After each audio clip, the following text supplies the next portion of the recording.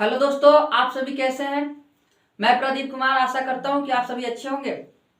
तो आज का क्लास रहेगा क्लास 12 का कविता का तीसरा लेसन, जिस लेसन का नाम है पद, जिसके कवि तुलसीदास जी हैं, जिनकी जीवनी को हम लोग पढ़ेंगे। पाठ का नाम है पद, शीर्षक पद, कवि तुलसीदास जी। यानी कि इस पाठ को लिखने का काम तुलसीदास जी ने किया था। इनका पूरा नाम गोस्वामी तुलसीदास है। इनका पूरा नाम गोस्वामी तुलसीदास है।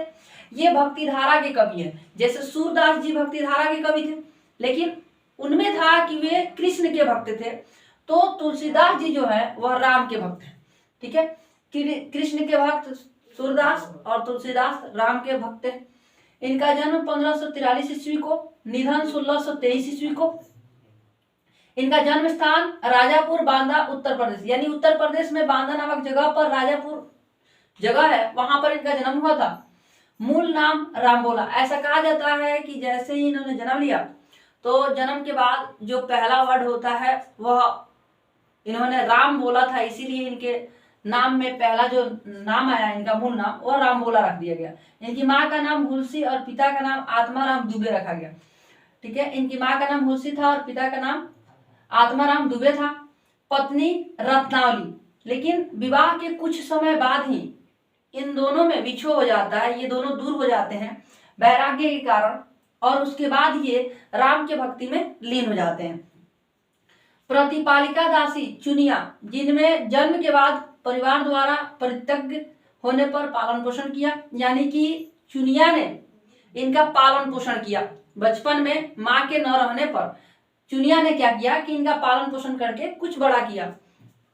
दीक्षा गुरु नरहरिदास और शिक्षा गुरु शेष सनातन जी, जो काशी के विद्वान थे। शिक्षा इन्होंने कौन कौन से विषयों का अध्ययन किया? चारों वेद, ठीक है, षड्दर्शन, इतिहास, पुराण, स्मृतियां, काव्य इत्यादि की शिक्षा ये 15 वर्षों तक रहकर काशी में रहकर 15 वर्षों तक काशी में रहकर प्राप्त किए। काशी में प्राप्त किए, यानी ये जो सवाल है ये आपको ध्यान रखना है कि इन्होंने कौन कौन से विद्याओं का ज्ञान प्राप्त किया था। चारों वेद, षड्दर्शन, इतिहास, पुराण, स्मृतियां, काव्य, इन सभी चीजों की शिक्षा जो था इन्होंने 15 वर्ष काशी में रहकर प्राप्त किया। ठीक है, अब चारों वेद का जो नाम है हमने लिखा है ऋग्वेद, यजुर्वेद, सामवेद, अथर्ववेद, इन सभी का ज्ञान इनके पास था। स्थायी निवास काशी, यानी कि ये मूल रूप से काशी में ही रहे थे।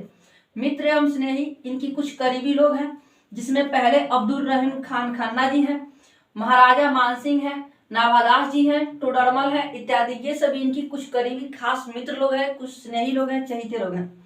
कृतियां इनके द्वारा रचित कुछ रचना का नाम दोहावली, कवितावली, रामचरितमानस, विनय पत्रिका। और इनका जो प्रसिद्ध रचना है यानी महान कृतियां जो है वह रामचरितमानस और विनय पत्रिका है।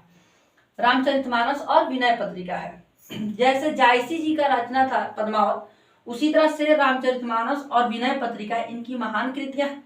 रामचरितमानस को इन्होंने अवधी भाषा में लिखा है और विनय पत्रिका को ब्रज भाषा में लिखा है। गोस्वामी तुलसीदास को वाल्मीकि जी का भी अवतार कहा जाता है। गोस्वामी तुलसीदास को वाल्मीकि जी का भी अवतार कहा जाता है। तो इस तरह से इनका जो जीवनी था तुलसीदास जी का वह समाप्त हुआ। हम लोग नेक्स्ट डे क्या करेंगे कि इस पद के भावार्थ को पढ़ेंगे और उसके प्रश्न उत्तर को देखेंगे। आज के लिए इतना ही। जय हिंद, जय भारत।